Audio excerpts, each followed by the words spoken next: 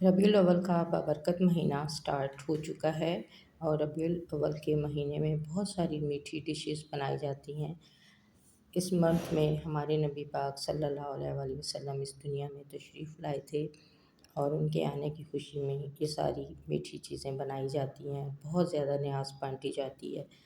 तो आज मैं आपके साथ बहुत ही ज़बरदस्त मतंजन की रेसिपी रेडी करूँगी जो कि बहुत ज़बरदस्त है। अगर कभी आपसे मतंजन अच्छा नहीं पकता, आपके चावल जुड़े-जुड़े रहते हैं, तो एक-एक स्टेप को आपने फ़ॉलो करना है ताकि जब आप मतंजन बनाएँ तो वो बहुत ज़बरदस्त बने।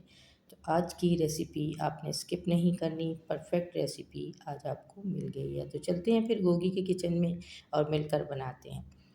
अस्सलाम वालेकुम। यहाँ पे मैंने एक पैन ले लिया है और उसमें मैंने तकरीबन 1 जग पानी डाल दिया है। हाफ़ केजी चावल लिए थे जिनको मैंने तकरीबन 30 मिनट तक भिगो के रख दिया है और वो अच्छे से भीग चुके हैं। अब हम इसको कवर कर देंगे ताकि पानी जो है वो अच्छे से बॉयल हो जाए। जैसे ही पानी बॉयल होगा तो हम इसमें भीगे हुए चावल डाल देंगे। चावलों को हमने 80% तक पकाना है क्योंकि 20% जो हैं ये दम में पकेंगे। बहुत ज़्यादा आपने चावलों को कुक नहीं करना और बहुत हल्के हाथों से आपने चम्मच चलाना है ताकि चावल आपके टूटे ना। मैं जब मतंजन बनाती थी तो उसमें बहुत ज़्यादा मैं फूड कलर ऐड करती थी, यानी तीनों कलर मैं डालती थी, रेड, ग्रीन और ऑरेंज।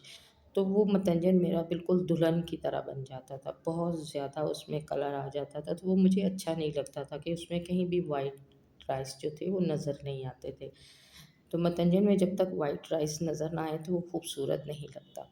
तो आज मैं सिर्फ़ 2 कलर से मतंजन जो है वो रेडी करूँगी। यहाँ पे चावल हमारे बॉयल होना स्टार्ट हो गए हैं। तकरीबन 4 से 5 मिनट तक मैंने इनको बॉयल किया था और चावलों को आपने 80% तक कुक करना है, इससे ज़्यादा नहीं करना। और उसके बाद आपने इसका पानी निकाल देना है और अगला स्टेप जो है वो भी आपने बहुत ध्यान से देखना है कि मैं किस तरह ये मतंजन जो है वो रेडी करूँगी।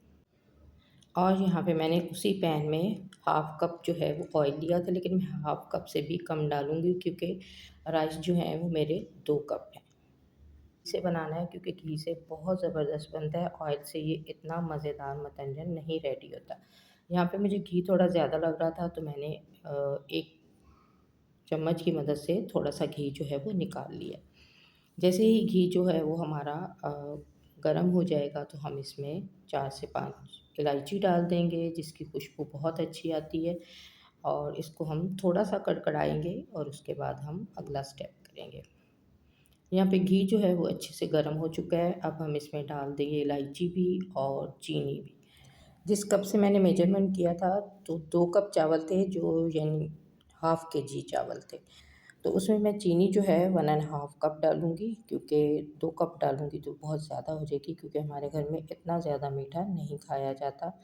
अब चीनी को हम अच्छी तरह से डिज़ोल्व होने तक पकाएँगे और इसकी हमने बहुत ज़्यादा तार वाली चाशनी नहीं बनानी, हमने एक शीरा सा रेडी करना है। इसमें मैंने 2 से 3 लौंग भी डाल दिए थे, इससे खुशबू बहुत अच्छी आती है मतंजन में। अगर आप ज़र्दा बनाएँ तो उसमें भी आप इसको डाल सकते हैं। अब चीनी डिज़ोल्व होने तक हम इसको हल्की आंच पे पकाएँगे और इसके साथ ही मैं इसमें डाल दूँगी हाफ़ कप दूध। दूध से टेस्ट बहुत अच्छा आता है मतंजन का।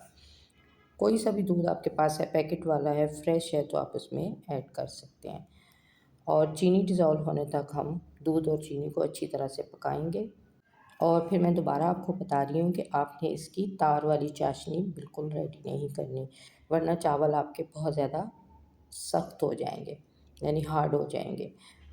तो इसको हमने चीनी डिज़ोल्व होने तक अच्छी तरह से पका लेंगे और जब अच्छा सा एक शीरा सा बन जाएगा तो उसके बाद हम इसमें बॉयल किए हुए चावल ऐड कर देंगे।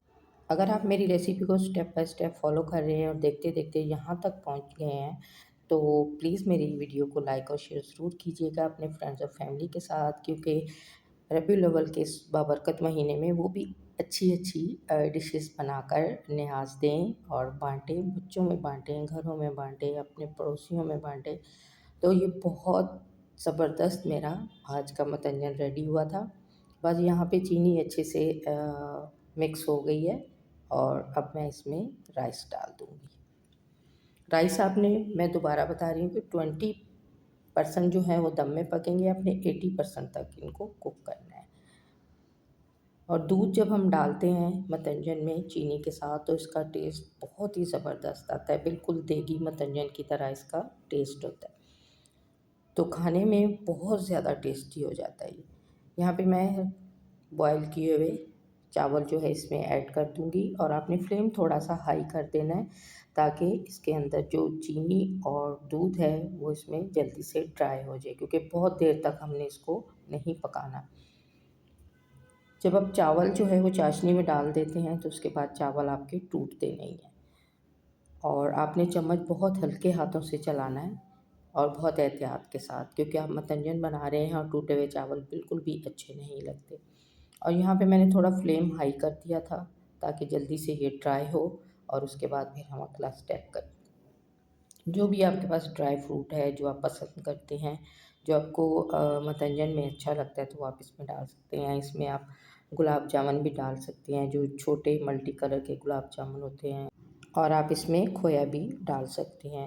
جتنی چیزیں آپ ڈالیں گے تو ڈش آپ کی اتنی ہی لذیذ بنے گی۔ تو یہاں پہ پانی جو ہے وہ ڈرائی ہو رہا ہے، اور آپ نے ہلکے ہلکے ہاتھوں سے چمچ اس میں چلاتے جانا ہے، اور جب پانی تھوڑا سا رہ جائے گا تو پھر آپ نے اس کو دم پہ لگا دینا ہے۔ یہاں پہ پانی ڈرائی ہو چکا ہے، ہلکا ہلکا پانی ہے، پھر میں نے اسپیچولا کی مدد سے اس کو مکس کیا ہے تاکہ چاول ہمارے ٹوٹے نہ، اور اس چمچ سے بالکل بھی جو ہے وہ چاول نہیں ٹوٹتے، اور بہت ایزیلی آپ اس سے چاول بنا سکتے ہیں۔ پانی ڈرائی ہو چکا ہے، اب باری آتی ہے ڈرائی فروٹس کی۔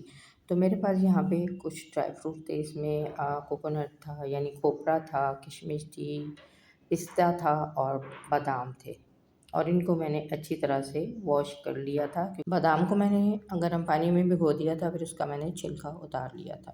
اب باری آتی ہے خوبصورت کلر ڈالنے کی۔ تو آج میں صرف 2 کلر سے متنجن ریڈی کروں گی، کیونکہ میں نے اپنے متنجن کو دلہن نہیں بنانا، جیسے اوور میک اپ ہو جاتا ہے ویسے میرا متنجن بنتا تھا، لیکن آج کا متنجن میرا بہت زیادہ اچھا بنا تھا، کیونکہ اس میں وائٹ رائس بھی نظر آ رہے تھے۔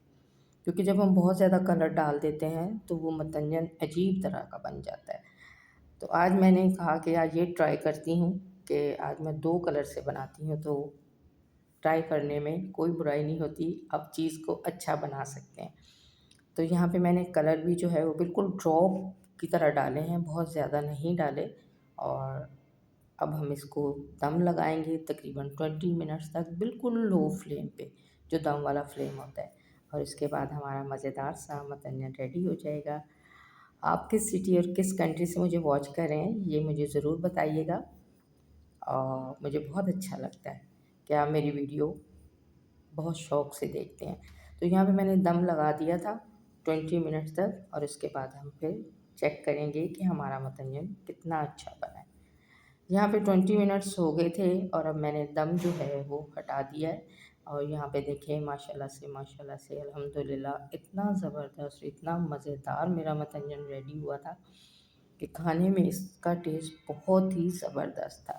اور آپ نے ہلکے ہلکے ہاتھوں سے اسے کھولنا ہے، اور بہت زیادہ آپ نے چمچ اس میں نہیں چلانا، جیسے جیسے اس کی سٹیم نکلتی ہے تو چاول جو ہیں وہ آپ کے ڈرائی ہوتے ہیں، تو پھر وہ ٹوٹتے نہیں ہیں۔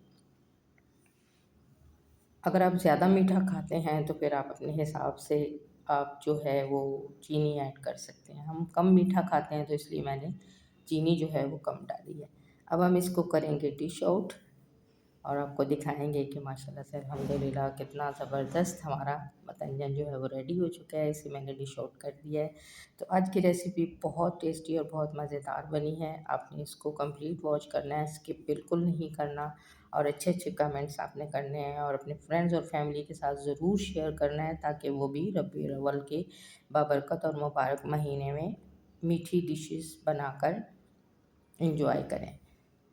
تو یہاں پہ آپ دیکھ سکتے ہیں کتنا کھلا کھلا ہمارا متنجن ریڈی ہوا ہے۔ آج اس میں وائٹ رائس بھی نظر آ رہے ہیں، جو کہ مجھے بہت اچھے لگتے ہیں کہ جب آپ کلر کے ساتھ ساتھ وائٹ رائس بھی آپ کو نظر آنے چاہیے۔ تو یہ تھی میری آج کی مزیدار سی متنجن کی ریسیپی۔ اگر آپ کو تھوڑی سی بھی اچھی لگی ہو تو پلیز لائک اور شیئر ضرور کیجیے گا، اور بیل آئیکن کو پریس کرنا نہ بھولیے گا تاکہ نئی آنے والی ویڈیو کا نوٹیفیکیشن سب سے پہلے آپ کو ملے اور آپ میری ریسیپیز کو انجوائے کریں۔ تو ملتے ہیں ایک مزیدار سی نئی ریسیپی کے ساتھ، تب تک کے لیے اللہ حافظ۔ دعاؤں میں ضرور یاد رکھیے گا، اپنا اور اپنے پیاروں کا بہت زیادہ خیال رکھیے گا۔